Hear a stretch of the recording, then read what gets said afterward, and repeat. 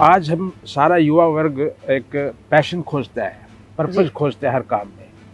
तो खेती से बढ़िया कोई पर्पस ड्रिवन बिजनेस नहीं है। गन्ना कृषि जो है ना, रीढ़ है अर्थव्यवस्था की, और गन्ना कृषि पर्टिकुलरली जैसे जो चीनी उद्योग है उसकी रीढ़ कही जा सकती है, उनके बिना कुछ नहीं। बिल्कुल। गन्ना कृषि बैकबोन है और गन्ना दिल है शुगर इंडस्ट्री का। डॉक्टर एम.एस. स्वामीनाथन जो हरित क्रांति के जनक हुए हैं, वो अक्सर एक बात को बोलते थे, क्या? कि काश्तकार को दो चीजें सबसे ज्यादा प्रभावित करती हैं, जी। मार्केट और मानसून। बिल्कुल। और बिल्कुल जाहिर सी बात, बहुत ही गागर में सागर भरने वाली बात उन्होंने कही, केवल एक वैरायटी पे आश्रित ना हो, क्योंकि एक वैरायटी मान लो रोग लग जाता है तो उससे इंडस्ट्री का भी नुकसान है और गन्ना कृषकों का भी नुकसान। प्रोफेशनल ऑब्जेक्टिव ये है कि इस इलाके की पैदावार कम से कम 100 टन की औसत पैदावार हरदोई जनपद की करूं। नमस्कार, आप देख रहे हैं किसान तक। मैं हूं आपके साथ आरती सिंह। आज हम नोएडा से 7 घंटे का सफ़र करके लखीमपुर खीरी पहुंचे हैं। यहाँ पर आए हैं हम इस इलाके की सबसे बड़ी शुगर मिल पर। इस शुगर मिल का नाम है DCM श्रीराम। ये 25 साल पुरानी शुगर मिल है। इस वीडियो में हम बात करेंगे कि आखिर गन्ना किसानों की समस्या क्या है, उनका जो पेमेंट का इशू रहता है वो एक्चुअल इशू क्या है, साथ में शुगर मिल फंक्शन कैसे करती है, क्लाइमेट चेंज से भी गन्ना की खेती को जोड़ा जाता है। इन सब टॉपिक्स पर एक्सक्लूसिवली बात होगी शुगर मिल डिवीज़न के CEO मिस्टर रोशन लाल तामक जी से। तो इस वक्त हमारे साथ DCM श्रीराम के शुगर डिवीज़न के CEO मिस्टर रोशन लाल तामक जी हैं। आप इनको बहुत सारे एकेडमिक टॉक्स में भी देखते हैं, लेकिन एक्सक्लूसिवली आज हमारे टाइम निकाला है। सुबह का टाइम है और काफ़ी हम सुबह से शुरू हो गए शूट करने में। सबसे पहले तो वेलकम टू किसान तक। Thank you very much. Sir, sugar industry में आप एक बिजनेस लीडर के तौर पे जाने जाते हैं, लेकिन मैं देख रही थी आपका गन्ना किसानों से भी बहुत अच्छा इंटरेक्शन था। इनफैक्ट आप लोग DCM श्रीराम गन्ना किसानों को ट्रेनिंग देते हैं कि कैसे वो अपनी फसल की पैदावार बढ़ा सकते हैं। तो 40 साल से ज़्यादा का एक्सपीरियंस है। अपने एक्सपीरियंस के बेसिस पे बताइए कि सच में जो गन्ना किसान है किन प्रैक्टिसेस को अपनाएं जिससे उनकी पैदावार बढ़े और अच्छा मुनाफा उनको हो। देखिए, मेरा जो जन्म है कृषक परिवार में हुआ है और मैंने सौभाग्य से एग्रीकल्चर की पढ़ाई की है और पिछले 37-38 साल से खेती से संबंधित व्यवसाय है, यानी कि चीनी उद्योग से जुड़ा हुआ हूँ।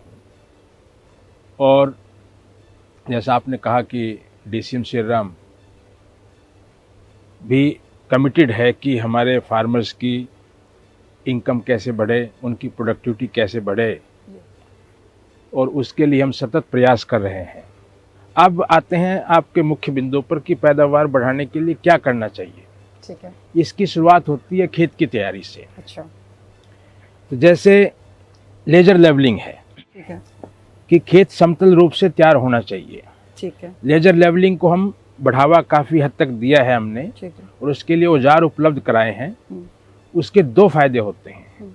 एक, यदि खेत समतल होगा तो समतल खेत में पानी जो है एक सार लगेगा, पानी कम लगेगा, ठीक है, और सारा खेत की फसल एक सार होगी। ठीक है। इसके बाद जो हम सॉइल ट्रीटमेंट और सीड ट्रीटमेंट, गन्ने के बीज का उपचार और सॉइल का ट्रीटमेंट, इसके लिए विभिन्न प्रकार के एग्रोकेमिकल्स हैं, हम उनको भी प्रोवाइड करते हैं जिससे कि सीड ट्रीटमेंट और सॉइल ट्रीटमेंट कर सकें। ठीक है।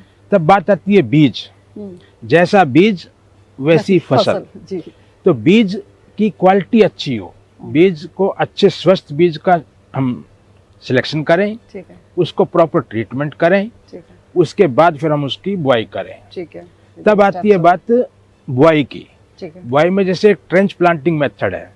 ट्रेंच प्लांटिंग मेथड जैसे ये है, ये ट्रेंच प्लांटिंग विधि से ही बोया हुआ गन्ना है। अच्छा। इसमें ट्रेंच प्लांटिंग माध्यम से क्या करते हैं, ट्रेंच प्लांटिंग का मकसद क्या है? ट्रेंच प्लांटिंग का मकसद ये है कि आपको बीच ये ऐसे बुआई करनी पड़ेगी गन्ने की जिससे कि रो टू रो डिस्टेंस थोड़ा ज़्यादा हो, रो टू रो डिस्टेंस 4 फीट कम से कम हो। ठीक है। और उसमें क्या है, क्यों करते हैं 4 फीट? जिससे कि धूप, हवा और खाद के लिए अननेसेसरी कंपटीशन ना हो। ठीक है। पौधों के बीच में, ठीक है, और उसका जमाव बेहतर हो। ठीक है, तो जमाव यदि बेहतर होगा तो पौधों की संख्या बढ़ेगी, ठीक है, और यदि धूप, पानी और खाद के लिए कंपटीशन नहीं होगा तो पौधे की ग्रोथ अच्छी होगी।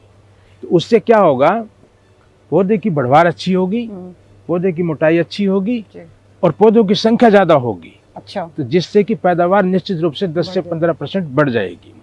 इसके बाद आती हैं सारी अन्य क्रियाएं। अच्छा, समय पे खाद की जो मात्रा है वो हम सॉइल हेल्थ कार्ड हमने सॉइल टेस्टिंग लैब में एनालिसिस करके लोगों को प्रोवाइड किए हुए हैं कि आप इतना खाद इस मात्रा में इस समय पर डालें। ठीक है, उसके बाद कई बार रोग और कीट लग जाते हैं, उनके उपचार करने के लिए ट्रेनिंग देते हैं।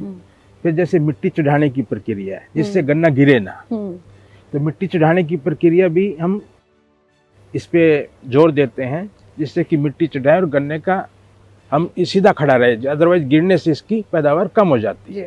तो ये सारी क्रियाएं हैं। बीच बीच में जैसे इंटरकल्चरल ऑपरेशंस करते हैं ट्रैक्टर के माध्यम से, जिससे कि खरपतवार न इसमें हो। तो ये सारे लाइफ साइकिल के दौरान सारी एक्टिविटीज़ को हम विधिवत रूप से समय से फार्मर्स को ट्रेनिंग देते हैं और उनको वो सारी चीज़ें साधन भी मुहैया करवाने की चेष्टा करते हैं जिससे कि उनको समय से सारी क्रियाएं कर सकें। तो अगर इतने पोर्शन को कोई गन्ना किसान ढंग से सुन लेंगे तो मुझे पूरी उम्मीद है कि अगली बार जितना पैदावार वो कर रहे हैं अपने एक एकड़ में या 1 हेक्टेयर में जो भी है, थोड़ा तो बढ़ा देंगे ये 100%। और जिन किसानों से हम मिले थे उन्होंने बताया भी था कि वो इन्हीं प्रैक्टिसेस को फॉलो कर रहे हैं और उन्होंने अपनी पैदावार लगभग डबल कर ली थी। और इस चीज़ को हम और एक स्टेप आगे लेके जा रहे हैं जी। इसमें हमारा जो ध्येय है कि देखिए, आज उत्तर प्रदेश की प्रोडक्टिविटी लगभग 80 से 85 टन प्रति हेक्टेयर की है, एवरेज प्रोडक्टिविटी। एक ऐसे कुछ ऐसे जनपद हैं, हाँ, जैसे शामली जनपद है, मुजफ्फरनगर जनपद, जहाँ लगभग 100 टन प्रति हेक्टेयर की प्रोडक्टिविटी है। अच्छा, हमारे इलाके की प्रोडक्टिविटी तकरीबन 80 टन है जी। तो एक स्वाभाविक सा प्रश्न है कि यदि शामली जनपद की 100 टन के आसपास पैदावार हो सकती है तो हमारे जनपद की क्यों नहीं हो सकती? जाहिर सी बात है, पोटेंशियल गैप तो है। दूसरी बात, हमारे एक ही गन्ना कृषक हैं हरियाणा चीनी मिल के नागेंद्र प्रताप सिंह, अच्छा, जिन्होंने 2758 क्विंटल प्रति हेक्टेयर यानी 275 टन प्रति हेक्टेयर की पैदावार ली, इस प्रदेश में प्रथम स्थान प्राप्त किया है, रिकॉर्ड तोड़ दिया है। तो अब एक तरफ 80 टन है, दूसरी तरफ 275 टन है। सेम एनवायरनमेंट है, सेम क्लाइमेट है, सेम प्रजाति है, तो ये गैप तो है। इसका मतलब ये है कि यहाँ की जमीन, प्रजाति में और जलवायु में वो पोटेंशियल एग्जिस्ट करता है जी। तो अब हमारा जो सबका कर्तव्य ये बन जाता है कि हम इस गैप को कैसे ब्रिज करें।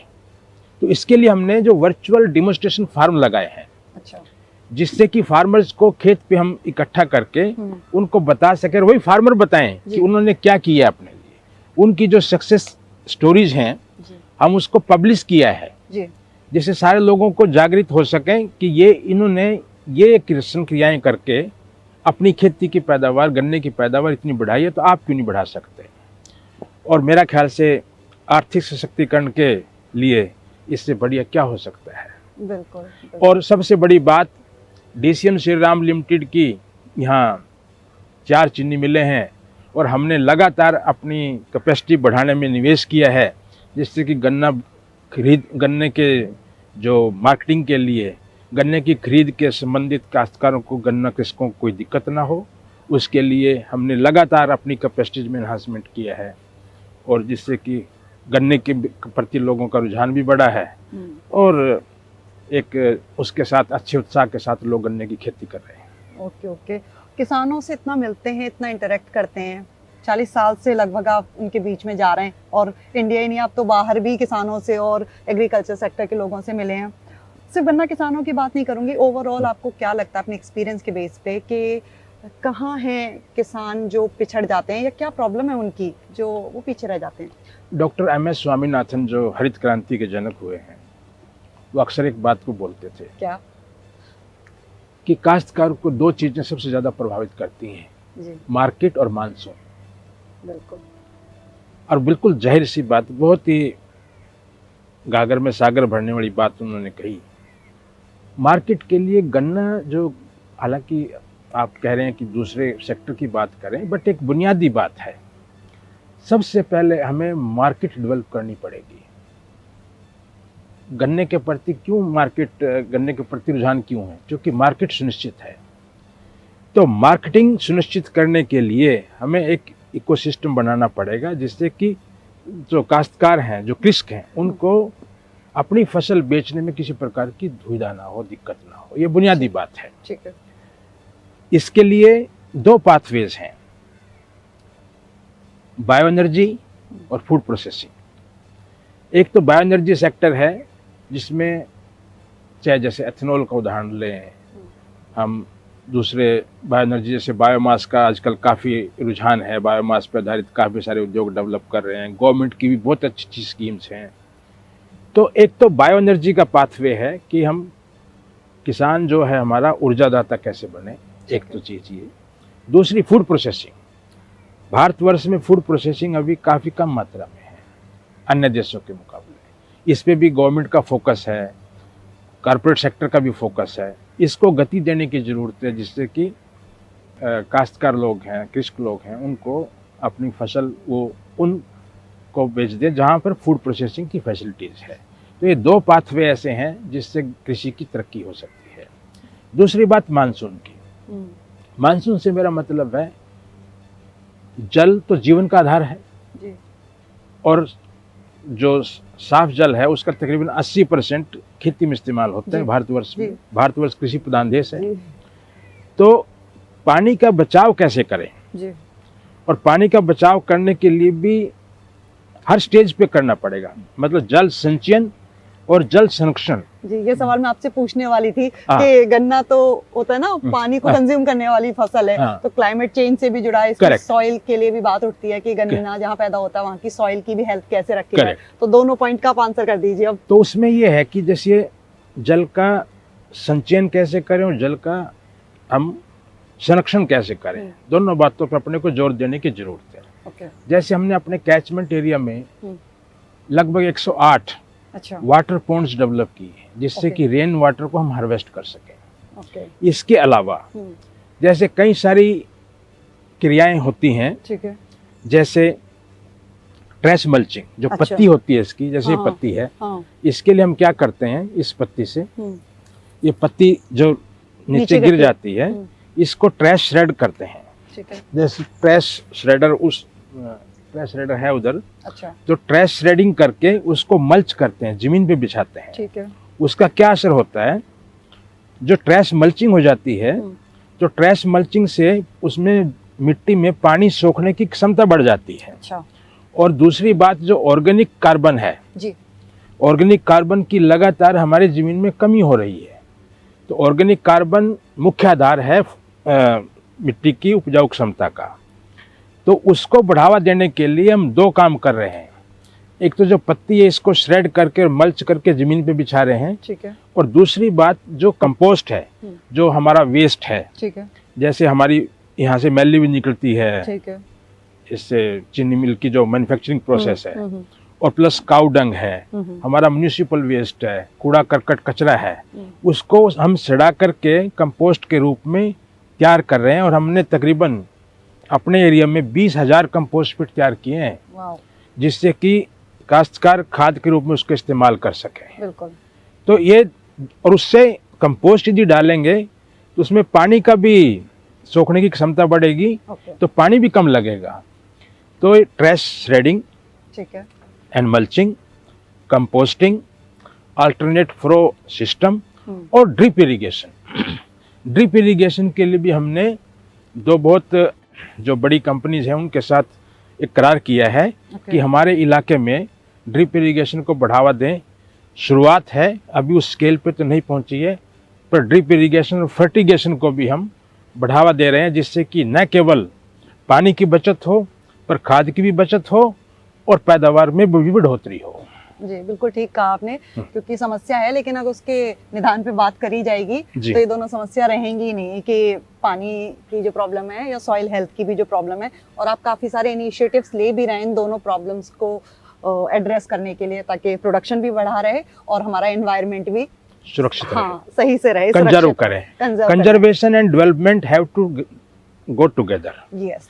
और कंजर्वेशन के लिए, सस्टेनेबिलिटी के लिए मिट्टी और पानी जी दो मुख्य आधार हैं। जी इनको अपने को संजो के रखना पड़ेगा, बचा के रखना पड़ेगा, जी तभी हमारी खेती मजबूत होगी। बिल्कुल। और ये अब कॉन्सेप्ट बहुत तेजी से बढ़ रहा है, लोग बहुत अवेयर हो रहे हैं इस चीज के बारे में कि मतलब कंजर्वेशन एंड डेवलपमेंट दोनों को साथ साथ ही चलाना है, एक पे हमको सारा भार नहीं डालना है वरना दूसरा सिस्टम हिल जाएगा। बिल्कुल। सर एक चीज और पूछ रही थी, कभी कभी ये जो रोग की बात होती है, एक लाल सड़न रोग जिसको कैंसर कहते हैं इनफैक्ट, गन्ने का, हाँ गन्ने का, उसका क्या बचाव कर सकते हैं किसान? क्यों लगता है? जिस वैरायटी में लगता है, वंडर वैरायटी थी पहले वो, हाँ, 238, हाँ 238, हाँ। लेकिन अब उसी में ये रोग बहुत लग रहा है, तो बहुत सारे किसान परेशान होते हैं, वो क्या करें इसके लिए? उसके लिए देखिए, इसके लिए 3 स्टेप्स हैं। ठीक है। रेड रोड के लिए देखिए, रोग लग सकते हैं और ऐसा नामुमकिन है कि बिल्कुल कोई भी वैरायटी रोग मुक्त हो, जी।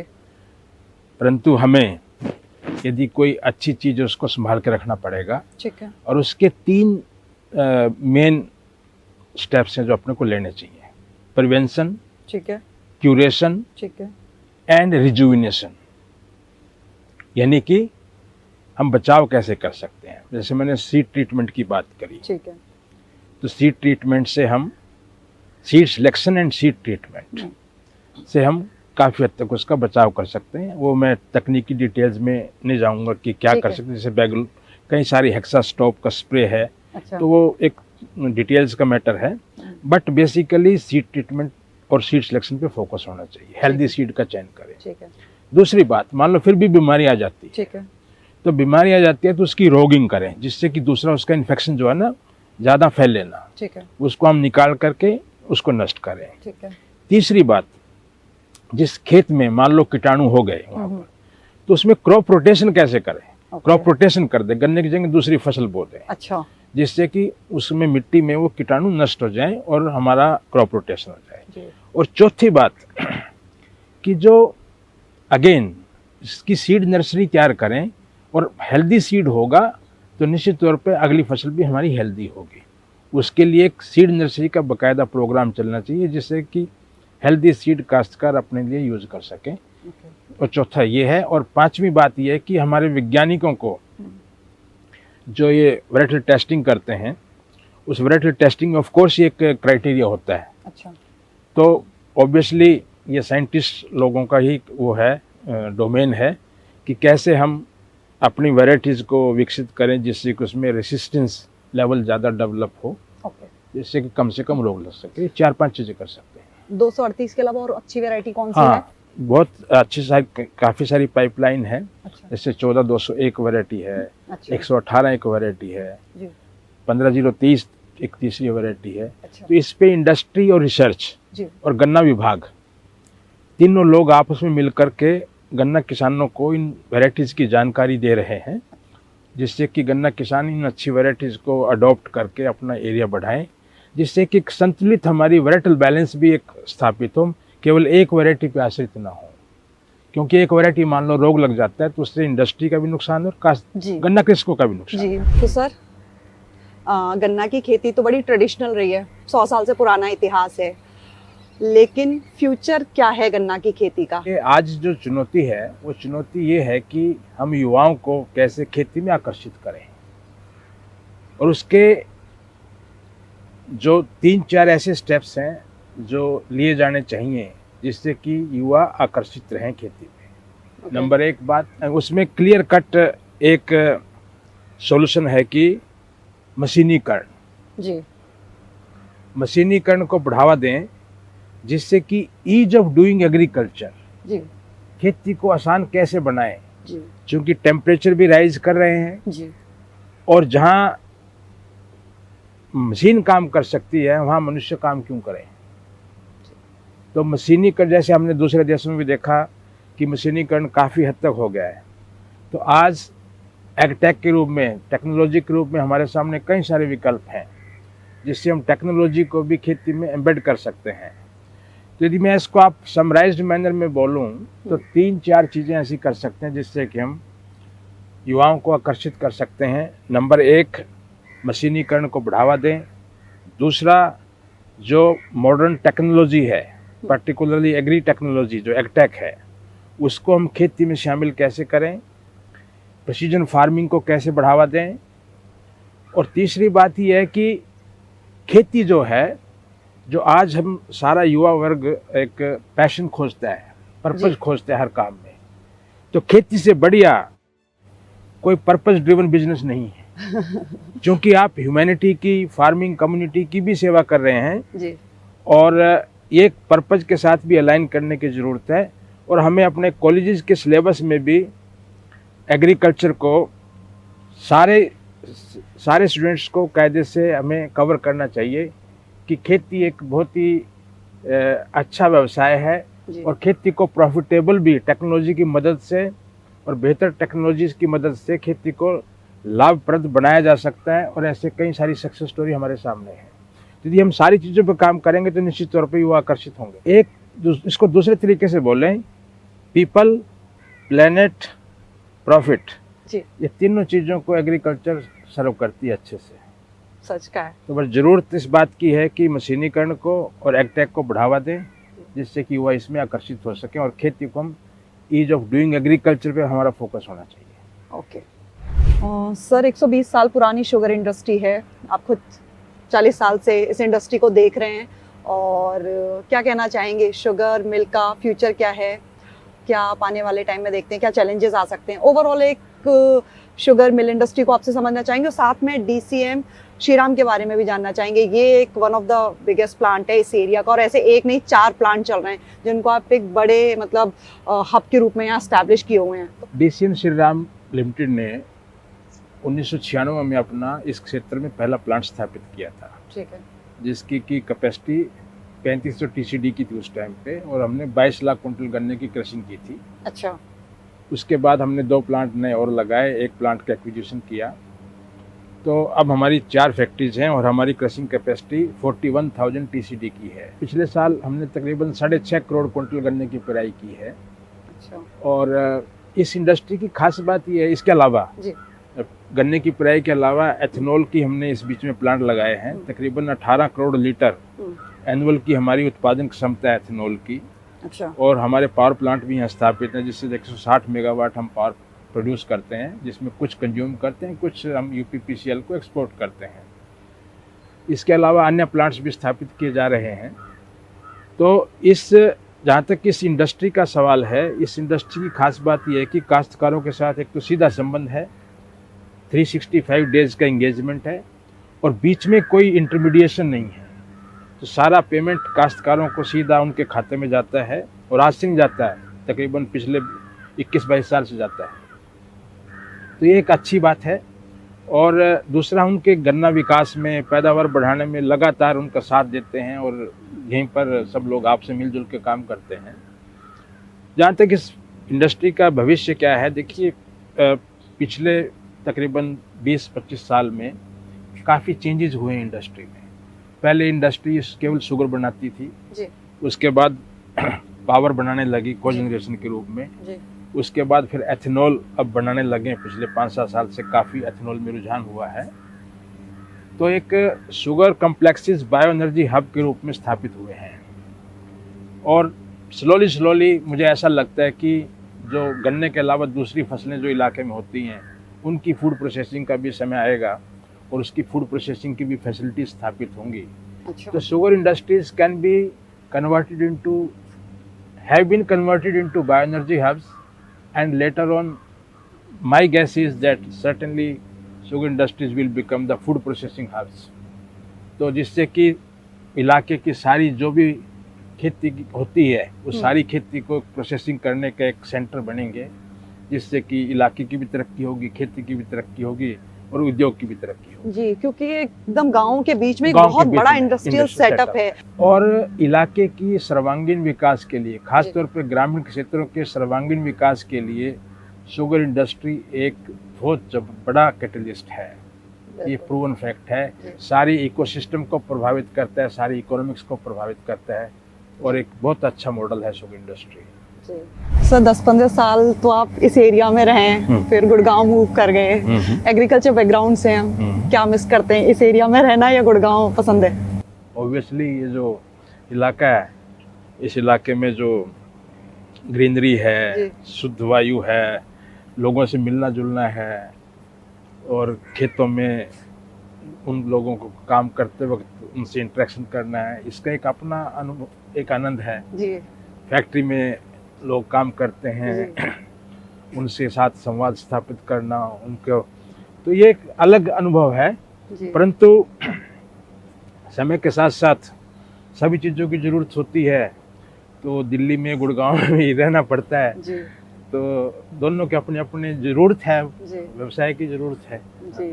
ये तो है खैर, हाँ दोनों का अपनी नीड है, लोग उसके हिसाब से रहते हैं। हाँ मैं खुद यहाँ आई तो मतलब लगा एकदम अलग ही शांत, एकदम अच्छा इलाका है, ग्रीनरी है, AQI बहुत अच्छा है यहाँ गुड़गांव से। हाँ तो वो चीज तो है। कभी सोचा है कभी फ्यूचर में कभी खेती करेंगे, और गन्ने के अलावा अगर करी कभी तो क्या करेंगे? गन्ने के अलावा किसमें और इंटरेस्ट है? मैं तो जन्म से कृषि परिवार में जन्मा ही हूँ, बताया आपने, पढ़ाई करी है और खेती में इतना जिंदगी बिताई है अब तक का सब, तो खेती के प्रति एक नेचुरल लगाव है। वो मैं देख रही थी, मैं आपको बता दूं, आप किसानों से इतना अच्छे से इंटरेक्ट कर रहे थे, सारे किसान आपके पास आ रहे थे, ये समस्या वो समस्या, और मैं देख रही थी इतना पेशेंटली, मतलब 150-200 किसान थे और आप बड़ा आराम से उनको सुन रहे थे, बता रहे थे सब, तो वो मैं प्रेम तो देख चुकी हूँ। तो वो तो देखिए मैं बताऊं, गन्ना कृषि जो है ना रीढ़ है अर्थव्यवस्था की, और गन्ना कृषि पर्टिकुलरली जैसे जो चीनी उद्योग है उसकी रीढ़ कही जा सकती है, उनके बिना कुछ नहीं है। बिल्कुल, गन्ना कृषि बैकबोन है और गन्ना दिल है शुगर इंडस्ट्री का। यदि गन्ने की क्वालिटी क्वांटिटी ठीक होगी तभी ये इंडस्ट्री प्रोस्पर कर सकती है जी। और गन्ना कृषि और चीनी उद्योग दोनों के एक दूसरे के पूरक और पोषक है। बिल्कुल, ये भी बिल्कुल फंडामेंटल बात है। करेक्ट। तो जहाँ तक अब बात आती है कि भविष्य में क्या योजना है, तो ऐसी कोई योजना तो अभी तो नहीं बनाई है। तो जहाँ जैसे जैसे समय बीतेगा चीज़ें निकलती चली जाएंगी, परंतु जो मेरा एक प्रोफेशनल ऑब्जेक्टिव है, प्रोफेशनल ऑब्जेक्टिव ये है कि इस इलाके की पैदावार कम से कम 100 टन की औसत पैदावार हरदोई जनपद की करूँ। ओके, ये एक निश्चित तौर पे हमारी कंपनी का भी लक्ष्य है, DCM श्री राम लिमिटेड का भी लक्ष्य है, और ये हमारा भी प्रोफेशनल ऑब्जेक्टिव है, जिससे कि उद्योग भी फले फूले, कृषकों की भी आर्थिक तरक्की हो और इसी इलाके की भी तरक्की हो। ये एक निश्चित तौर पे एक उद्देश्य है। बहुत अच्छी सोच है, और मैं कहूँगी DCM श्री राम का ये बहुत अच्छा इनिशिएटिव भी है कि वो ये सोच रहे हैं कि कम से कम इस इलाके में जो गन्ना किसान है वो 100 टन पर हेक्टेयर की एवरेज प्रोडक्टिविटी कम से कम होनी चाहिए। अगले 3 साल का हमारा लक्ष्य ये है कि हम इसको किसी भी तरीके से अचीव करें, फार्मर्स को ट्रेन करें, उनको सपोर्ट करें, उनको एजुकेट करें। ठीक है, एंड थैंक यू हमसे बात करने के लिए। Thank you very much, it was a pleasure talking to you and it is I hope we had a great conversation and thank you very much. Thank you. अगर ये video आपको पसंद आया है तो इसे लाइक जरूर करें। अगर चैनल अभी तक सब्सक्राइब नहीं किया है तो कर लें, और नोटिफिकेशन पाने के लिए बेल आइकन भी दबा दें।